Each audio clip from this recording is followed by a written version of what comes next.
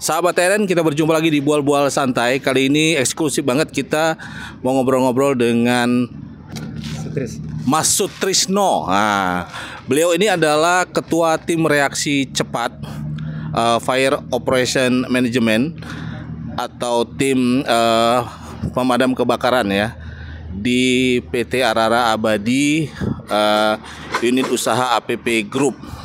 Nah, kita ingin mengetahui lah apa sebenarnya tugas dari TRC dan mungkin pengalaman-pengalaman selama bertugas di TRC ini.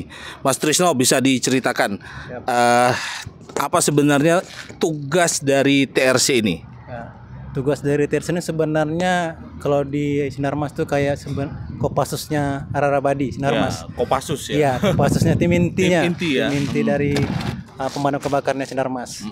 Jadi TRC itu dulu tim yang pertama sampai ketika ada kebakaran yang tidak bisa dijangkau oleh tim distrik. Jadi kita terima informasi dari distrik bahwasanya distrik tersebut ada kebakaran dan mereka tidak bisa mencapai ke sana dengan cepat. Jadi mereka informasi ke kita, ke TRC atau khususnya FOM untuk bisa langsung ke TKP kebakaran. Jadi TRC berangkat dengan helikopter menuju lokasi kebakaran yang disebutkan oleh distrik tadi. Begitu. Oke, jadi intinya kalau TRC itu apa harus naik heli atau juga darat? Kalau khususnya dia heli. Heli ya. Memang diperuntukkan untuk heli TRC. Tim reaksi cepat. Namanya sudah tim reaksi cepat. Mereka harus cepat duluan sampai di lokasi sebelum tim dari distrik sampai ke lokasi. Gitu. Oke. Nah, sudah berapa lama Mas Sutrisno ini bertugas? Kalau saya dari 2016 sudah bergabung di RPK khususnya pemadam kebakaran di Sinarmas. Kalau untuk di TRC itu 2019. Oke, jadi sudah mengalami juga pemadaman waktu kebakaran besar ya? Sudah. Banyak pemadam kebakaran yang sudah kita lewati. Nggak cuma di Riau saja, di Palembang kita sudah, Jambi kita sudah. Oh, jadi tim ini bisa dikirim ke wilayah-wilayah lain? Bisa. Semua merangkup Sinarmas. Sinarmas masih ada di Kalimantan juga ada, Palembang, Jambi kita juga bisa ke sana. Kalau tim region lain butuh kita perbantuan TRC dari Riau, kita langsung berangkat ke Palembang atau Jambi. Nah, kira-kira pengalaman susah nggak jadi pemadam kebakaran lahan ini? Kalau susah sih tidak ya. Itu kalau kita bilang pemadam kebakaran itu atau kebakaran itu tidak emergensi, karena kebakaran sudah menjadi kewajiban kita. Apalagi ini menyangkut banyak umat kan, itu sudah tidak sulit sih. Kalau kita mau itu bisa. Oke. Nah, ada pelatihan khusus atau bisa diceritakan awalnya masuk kemudian pelatihannya seperti apa? TRC ini memang beda dari yang lain. TRC ini harus dituntut punya fisik yang kuat. Kita punya pelatihan khusus physical training ada, terus materi kita juga dibekali. Semuanya harus pokoknya dengan kondisi yang baik, namanya juga TRC kan. Jadi kita harus punya tim yang betul-betul sehat, kuat. Oke. Nah, punya pengalaman yang berat nggak ketika harus bertugas? Misalnya mungkin harus ya, karena kan yang dipadamkan ini kan bukan di daerah kota atau di daerah yang gampang ya, harus masuk hutan gitu. Nah, pengalaman paling berat kira-kira bertugas sebagai TRC itu apa?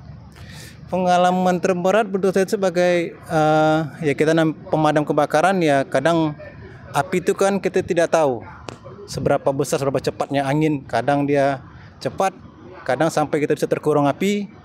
Banyak pengalaman yang memang betul-betul memacu adrenalin. Memang betul. Jadi kita harus bisa membaca situasi. Bagaimana angin itu bergerak, bagaimana api itu bisa melaju dengan cepat. Kita harus membaca situasi cuaca di sekeliling kita sebelum kita melakukan pemadam kebakaran supaya lebih safe. Pernah tidur di hutan atau bagaimana kira-kira ketika harus memadamkan api yang mungkin tidak cepat bisa dipadamkan? Jarang sekali kita kalau memadamkan api itu pasti harus menginap. Apalagi kalau kecil kita bisa balik hari, tapi kalau sudah besar kita bisa sampai 2 bulan. Kita di Palembang pernah sampai 3 bulan di lokasi. Itu tidak bertemu dengan sinyal. Pokoknya hari-harinya cuma menghadapi api.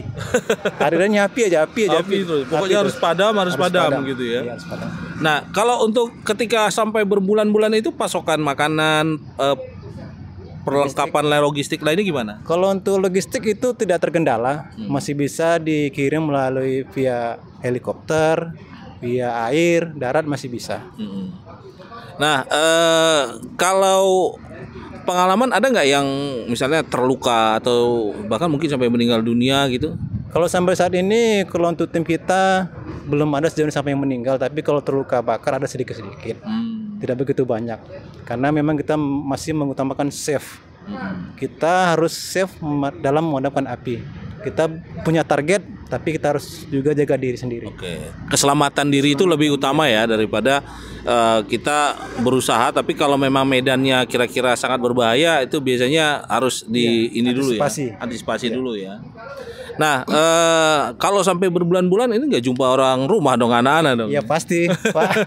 Kalau nggak berbulan tuh pasti nggak jumpa anak, nggak jumpa istri, nggak jumpa keluarga. Nah kan nggak ada sinyal loh, gimana tuh? Iya, nanti kalau misalnya ada emergency, paling bisa menghubungi ke kantornya. Kantornya nanti bisa menghubungi via darat ke tempat di mana mereka membutuhkan informasi keluarganya. Gitu. Nah kalau di Riau sekarang kan mungkin dalam beberapa tahun ini tidak terlalu banyak peristiwa kebakaran besar ya, kayak 2017 dan 2019 misalnya. Nah, hari-hari sekarang kegiatannya seperti apa? Kalau hari kita masih melakukan physical training, olahraga setiap pagi, itu untuk kebugaran masing-masing TRC harus kita jaga. Terus ada training praktek peralatan, training pemadam kebakaran ada. Terus pengecekan mesin, semua peralatan harus ready sebelum waktu dipakai, peralatan sudah ready. Oke, jadi kalau tidak ada peristiwa kebakaran, aktivitas rutinnya tetap menjaga stamina, peralatan cek ya. Kalau dalam 1 bulan terakhir ada kebakaran kalau di Riau? Ada, cuman masih bisa kita kontrol, masih ada sedikit kecil ada. Artinya tim distrik biasanya yang bisa menyelesaikannya. TRC dalam bulan ini ada turun belum? Ada. Bulan ini ada baru 2 kali. 2 kali turun. Oke. Kalau tim distrik masih bisa ibaratnya masih bisa mengcover kebakaran itu, kita tidak turun. Kecuali mereka informasi bahwasannya di lokasi tersebut tidak bisa menggunakan darat. Mereka untuk nyampe ke sana tidak sesuai dengan target atau perlu waktu lama, mereka info kita langsung. Kita terbang langsung turun ke titik api tersebut. Itu biasanya peralatannya tergolong yang berat-berat atau seperti apa? Peralatannya pasti berat. Pasti berat. Mesin sudah berat. Mungkin itu ada 200 kiloan kalau semua. 200 kilo ada.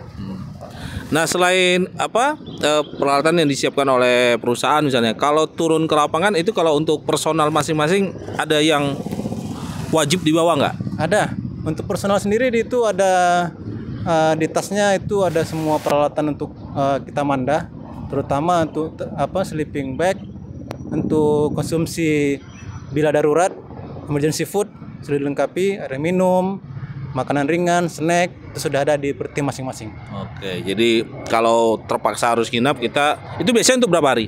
Itu biasanya untuk 2 hari. Kalau misalnya itu kan kita pakai untuk mendadak saja. Tapi sejauh ini kalau untuk di Riau untuk konsumsi masih bisa dikirim cepat.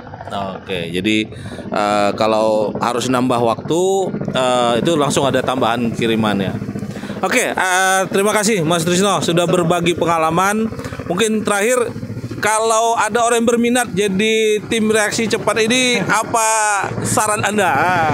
Kalau saran saya, berminat di pemadam kebakaran, terutama fisiknya harus dijaga, terus lebih cinta dengan alam, bertanggung jawab,